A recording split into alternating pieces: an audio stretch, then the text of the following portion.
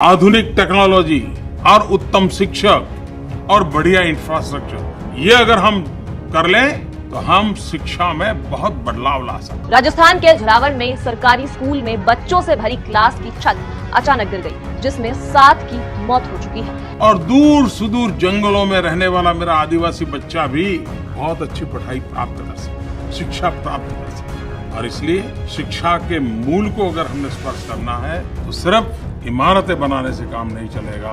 बहुत दिक्कत होता है, बिल्डिंग बना दे तकलीफ होता है। बहुत पढ़ने में बारिश होता है तो इधर उधर भागना पड़ता है। धूप भी लगता है तो भागना पड़ता है इधर उधर। हमारे नेताओं के दफ्तरों की छत जर्जर क्यों नहीं है? हमारे तानाशाह की विदेश यात्राओं पर अरबों रुपए खर्च हो रहे हैं। बेरहम तानाशाह को सिर्फ वोट बैंक चाहिए, इसलिए स्कूलों के बजाय मंदिरों पर करोड़ों रुपए खर्च कर रहा है। अनपढ़ रहेगा इंडिया तभी तो अंधभक्ति करेगा इंडिया। पढ़ेगा इंडिया तभी तो आगे बढ़ेगा इंडिया, विश्व गुरु बनेगा इंडिया, दुनिया में नाम कमाएगा इंडिया। नारे कितने अच्छे लगते हैं, लेकिन अगर आप मूल्यांकन करें कि इस वक्त इस देश के पढ़ने वाले इंडिया का हाल क्या है, तो आपको यह समझ में आएगा कि उत्तर प्रदेश के हजारों सरकारी स्कूल बंद किए जा रहे हैं। देश भर के विश्वविद्यालयों में फीस महंगी हो रही है और सीटें घट रही हैं, और सरकारी स्कूल जहां चल भी रहे हैं वहां इमारतें इतनी जर्जर हैं कि गिर जा रही हैं छतें और बच्चे मार दिए जा रहे हैं। जी हां, राजस्थान के झालावाड़ में एक सरकारी स्कूल की इमारत गिर गई और उसमें दब करके कई बच्चे मर गए और कई बच्चे घायल हैं।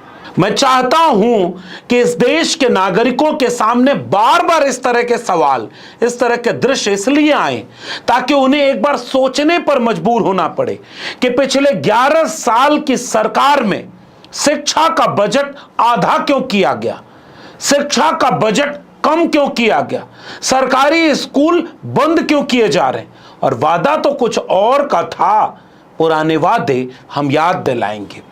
लेकिन एक बात और कहना चाहते हैं, उत्तर प्रदेश के जितने सरकारी स्कूल बंद हो रहे हैं, जिन पर अभी अंतरिम रोक किसी तरह से एक जिले में लगाई हाई कोर्ट ने कि सीतापुर जिले के स्कूल अभी मर्ज नहीं होंगे, जो मर्ज हो गए।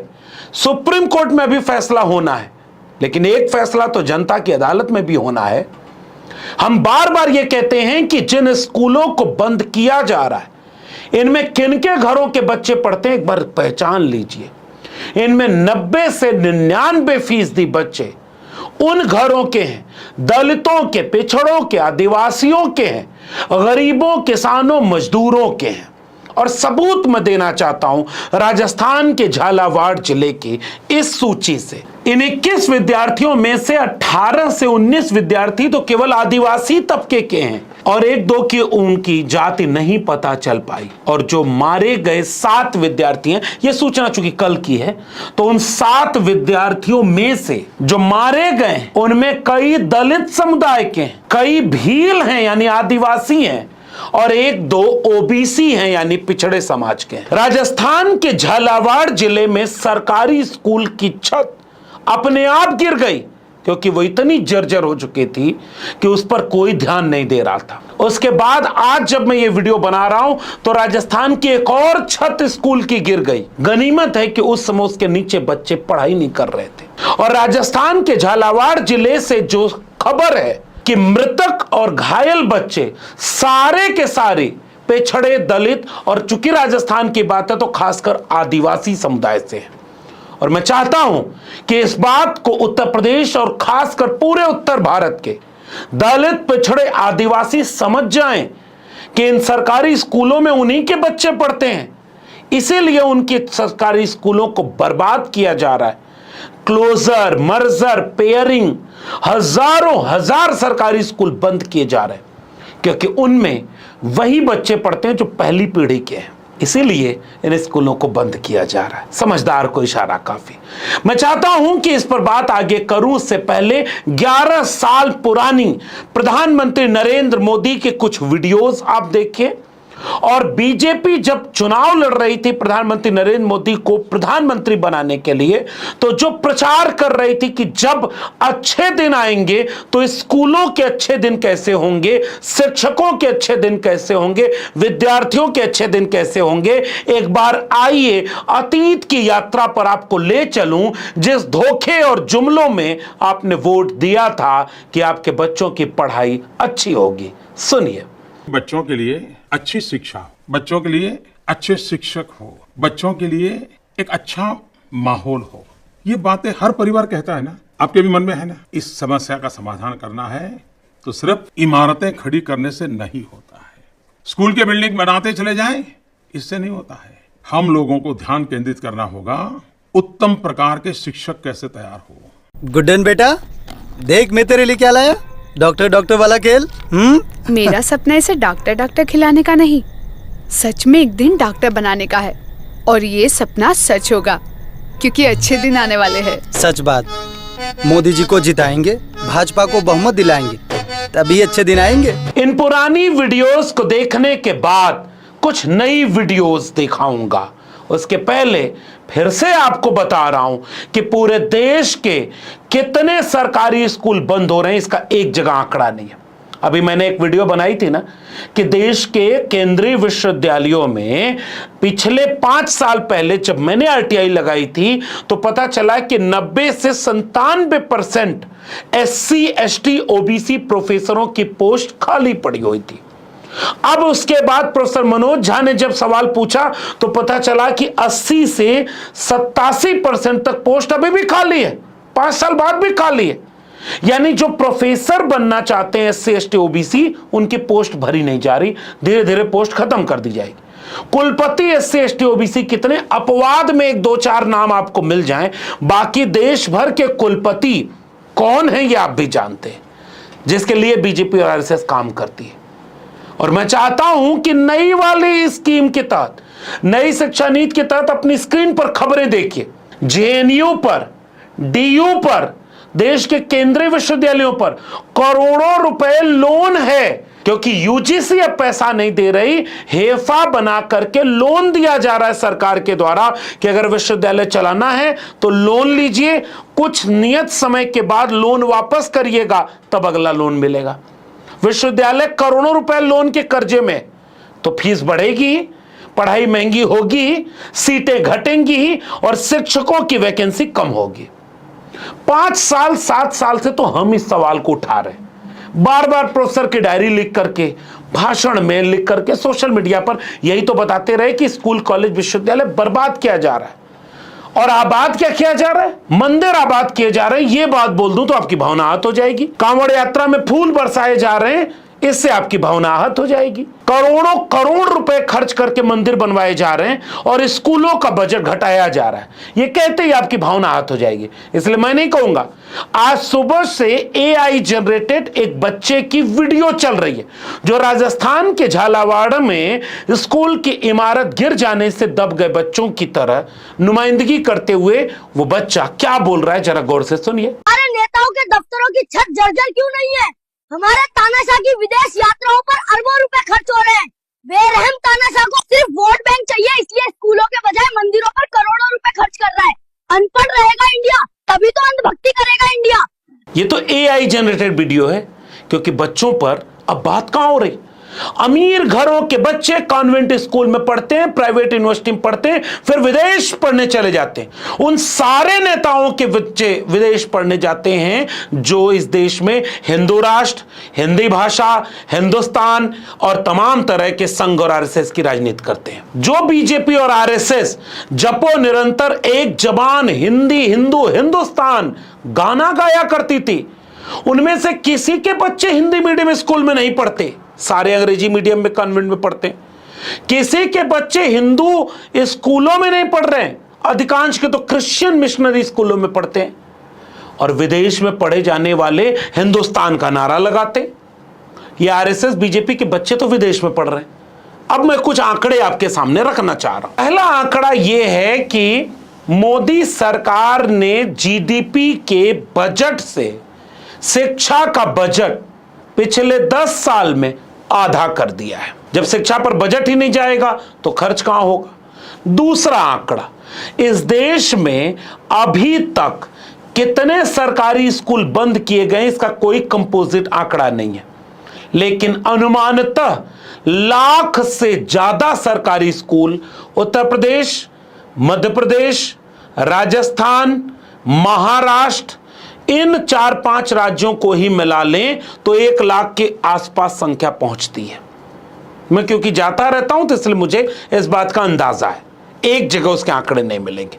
उत्तर प्रदेश में अकेले अभी 27,000 से ज्यादा स्कूल बंद किए जाने वाले हैं और इसीलिए उत्तर प्रदेश में यह बात अब जोर शोर से उठाई जा रही है कि दलित पिछड़े घरों के बच्चे जिन स्कूलों में जा रहे थे उन स्कूलों को बंद किया जा रहा है। उत्तर प्रदेश के पूर्व मुख्यमंत्री अखिलेश यादव ने इस पर करारा प्रहार करते हुए कहा कि पूरे देश प्रदेश को दारू पिलाने वाली बीजेपी दारू सस्ती कर रही है, कंपोजिट ठेके खोल रही है और सरकारी स्कूलों को बंद कर रही है क्योंकि इनमें अधिकांश पीडीए परिवार के बच्चे हैं। अब तो पता है चीजें सस्ती हो गई। क्या सस्ती हुई? विस्की। कौन सी वाली? हाँ, स्कॉटिश। सबसे दुनिया में अच्छी जो विस्की मानी गई है वो विस्की सस्ती हो गई है। ब्लू लेवल, ब्लैक लेवल और एक और कोई लेवल होता है। सुनने में आया कि ब्लू लेवल सबसे महंगी होती है। तो अब भारतीय जनता पार्टी के लोगों को हम धन्यवाद देंगे कि उन्होंने ब्लू लेवल विस्की सस्ती कर दी है देश में। उनको बहुत बहुत धन्यवाद। ये चाहते हैं कि बीजेपी वाले खुद भी पिएंगे और को भी पिलाएंगे। और अगर ये स्कूल बंद किए जाएंगे तो पीडीए विद्यालय शुरू करेंगे और हम समाजवादी लोग गांव-गांव दलितों पिछड़ों के बच्चों को पढ़ाएंगे, पीडीए विद्यालय चलाएंगे और जब सरकार बन जाएगी तो इन सारे स्कूलों को फिर से खोल करके हर एक बच्चे के हाथ में कलम और किताब भेजेंगे। सुनिए अखिलेश यादव को। और जब ये संस्थान बंद होंगे तो सोचिए गरीब और खासकर पीडीए परिवार के बच्चे कहां पढ़ने जाएंगे। हम अपने समाजवादी साथियों से कहेंगे कि एक एक गांव में टीम बनाएं। अपने जो पढ़े लिखे नौजवान हैं, पार्टी के समर्थक हैं या रिटायर्ड शिक्षक हैं, मैं उन सब से निवेदन करूंगा कि पीडीए पाठशाला बना करके उन बच्चों को पढ़ाने का काम करें, उन बच्चों के भविष्य को सुधारने का काम करें। हम लोग बच्चों की पढ़ाई को खत्म नहीं होने देंगे, उनकी पढ़ाई को रुकने नहीं देंगे। हम समाजवादी लोग मिल करके पीडीए पाठशाला चला करके बच्चों की पढ़ाई कराने का काम करेंगे। इन नेताओं को इसलिए सुनवाता हूं ताकि आपको फर्क करना आसान हो जाए कि कौन आपके बच्चों की शिक्षा की बात कर रहा था और कौन आपके बच्चों के लिए स्कूल, कॉलेज, विश्वविद्यालय बर्बाद करके कहीं हेलीकॉप्टर से फूल बरसा रहा है तो कहीं कुछ कर रहा है। एक स्क्रीन पर आपकी तस्वीर है जो बताती है कि पिछले कुछ वर्षों में बीजेपी की सरकार में कितने पेपर लीक हुए। ये एक आंकड़ा है। दूसरा आंकड़ा, उत्तर प्रदेश से लेकर के जहां जहां बीजेपी की सरकार है, एक भी वैकेंसी ऐसी नहीं है जो नियमित हो, हर साल आती हो। नौकरी मिल नहीं रही, कई वैकेंसी खाली पड़ी है। जैसे उत्तर प्रदेश में 2018 के बाद शिक्षक भर्ती आई नहीं। बेचारे जो विद्यार्थी पढ़ाई करके तैयार बैठे हैं कि एग्जाम लेकर के हमें नौकरी दे दो, परीक्षा ही नहीं हो रही, वो सारे बेरोजगार बैठे हैं। और शिक्षकों की कमी से विद्यार्थी कम हुए और विद्यार्थी की कमी का बहाना बना के स्कूल बंद कर दिए जा रहे हैं। बधाई हो, आपके लिए नया भारत तैयार है। और वही नेता रोज नफरती बयान, रोज दंगे का माहौल बनाते हैं। एक आपको वीडियो दिखाना चाहता हूं। यह वीडियो पीबीसी की है। मलयाली फिल्म स्थानार्थी कुट्टन ने क्लासरूम में बच्चे कैसे पहली बेंच और आखिरी बेंच तक बैठ करके कई तरह के मनोवैज्ञानिक विभाजन के शिकार हो जाते हैं। इसलिए स्कूलों में बच्चों को बराबरी का एहसास कराने के लिए कैसे एक यू शेप की क्लासरूम बनानी चाहिए। और इस बात का प्रभाव जब पड़ा कि सिनेमा कितना अच्छा बना है तो केरल, तमिलनाडु, आंध्र प्रदेश और यहां तक कि पंजाब के स्कूलों में अब पहली बेंच और आखिरी बेंच वाला कॉन्सेप्ट खत्म करके यू शेप की बेंच बनवाने की शुरुआत हो गई, ताकि बच्चों में एक बराबरी की प्रतिस्पर्धा पैदा हो, किसी से आगे और पीछे होने के न हो, कई तरह के विभाजन खत्म हो, बंटवारा खत्म हो और नए तरह के मनोविज्ञान हो। और उत्तर भारत के कई स्कूलों की इमारतें गिर रही हैं, पानी में डूबी हुई हैं, इमारतें जर्जर हैं, वहां सुविधा नहीं, बिजली नहीं। आंकड़े आपकी स्क्रीन पर आ जाएं तो भी क्या फर्क पड़ेगा कि कितने स्कूलों में न स्कूल में शौचालय है, न बिजली है, न पानी है, न बुनियादी इमारत की सुविधा है। लेकिन चिंता किसको है? और आप भी स्कूल के नाम पर वोट देते हैं क्या? मिड डे मील में नमक रोटी मिल रही थी, खबर दिखाने वाला पत्रकार जब जेल गया तो आप बचाने आए थे क्या? फिर कोई पत्रकार स्कूल की खबर नहीं दिखाएगा। सब चारण भाट बने हुए हैं, सबको धर्म की चिंता है। इसलिए मैं आपके बीच में यह बात ला रहा हूं और बार बार ले आते रहूंगा, क्योंकि स्कूल, कॉलेज, विश्वविद्यालय बर्बाद होने से आबाद कौन होता है? अब आपकी स्क्रीन पर एक और आंकड़ा, जो आबाद हुआ उसकी आबादी के कुछ किस्से सुनिए। भारतीय जनता पार्टी के राष्ट्रीय अध्यक्ष जेपी नड्डा ने अगस्त 2024 में बयान दिया कि बीजेपी के 768 कार्यालय खोले जाएंगे, जिसमें से 563 बन गए हैं, 96 बन रहे हैं। बाद में बीजेपी ने अपने कार्यालयों की संख्या बढ़ाकर 887 कर दिया, यानी तकरीबन 900 ऑफिस भारतीय जनता पार्टी की पूरे देश में खुलेगी। अकेले दिल्ली वाली ऑफिस में कुछ रिपोर्ट के मुताबिक 700-800 करोड़ से 1500-1600 करोड़ रुपए खर्च हुए। चमचमाती 5 स्टार वाली यह इमारत बीजेपी की दिल्ली के ऑफिस की है। इंटरनेट पर मौजूद सूचना के मुताबिक भारत में जिलों की संख्या 750 से 800 है और बीजेपी की ऑफिस की संख्या तकरीबन 900 है। यानी हर जिले में एक कार्यालय बीजेपी का हो, उससे भी कुछ कार्यालय सरप्लस हैं। उनकी इमारतें चमचमाती हैं, उनमें सुविधाएं 2 स्टार, 3 स्टार, 4 स्टार और कई जगह पे तो 5 स्टार होटल से बेहतर हैं। नोटबंदी का पैसा कहां गया इसको आपको नहीं पता चलेगा। पीएम केयर फंड का पैसा कहां गया आप जान ही नहीं पाएंगे। आपके जेब से महंगाई आने के बाद पैसा कहां गया आपको कुछ भनक नहीं लगेगी। लेकिन चमचमाती इमारतों से लैस हर जिले में बीजेपी के एक ऑफिस। क्या हर जिले में एक ऐसा विद्यालय सरकारी है क्या जहां गरीब कमजोर के बच्चे पढ़ते हैं? क्या हर जिले में जिस तरह की ऑफिस बीजेपी ने बनवाई है वैसा एक स्कूल बनवाया क्या? और प्रधानमंत्री नरेंद्र मोदी दावा करते हैं हर मिनट, हर दिन, हर महीने कोई न कोई नया विद्यालय खुल रहा है। आज भारत में हर सप्ताह एक नई यूनिवर्सिटी बन रही है। आज भारत में हर दो दिन में एक नए कॉलेज बन रहा। आज भारत में हर दिन एक नई आईटीआई की स्थापना हो रही। आज भारत में हर साल एक नया आईआईटी और एक नया आईआईएम बन रहा है। आपको भी ये वीडियो सुनकर के ऐसा लगेगा कि जब इतना सब खुल रहा है तो वो खुल कहां रहा है? हमारे आसपास न तो ऐसा कुछ दिख रहा है न कुछ सुनाई पड़ रहा है। कहीं कहीं कुछ आंकड़े हैं जिनको इतना बड़ा झूठ बोल करके प्रचारित कर दिया जाए। ऐसा होता तो हर जिले में एक विश्वविद्यालय खुल गया होता, हर जिले में एक ऐसा स्कूल खुल गया होता, लेकिन कुछ नहीं हुआ।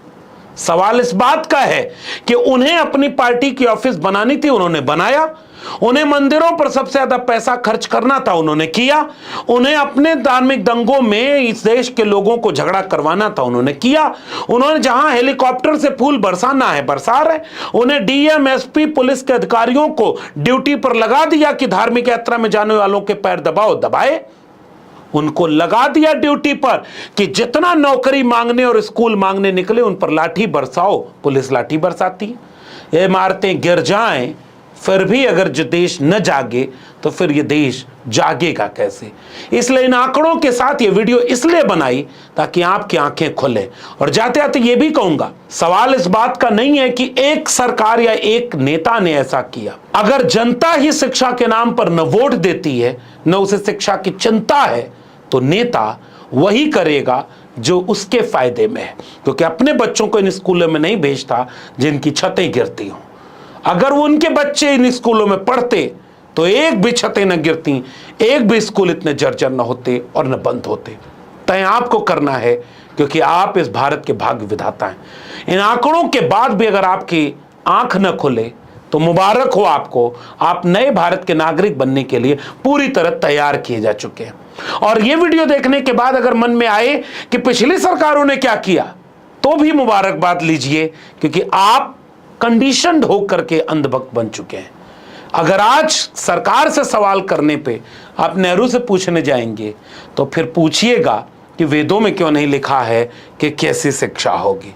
सवाल तो कहीं भी पूछे आ सकते हैं, लेकिन अगर आप जागरूक हैं, सचेत हैं, तो ये वीडियो आपको झकझोरेगी। पसंद आए तो गांव-गांव इस वीडियो को पहुंचाइएगा। जागरूक बने लोग स्कूल, कॉलेज, विश्वविद्यालय बचा लें।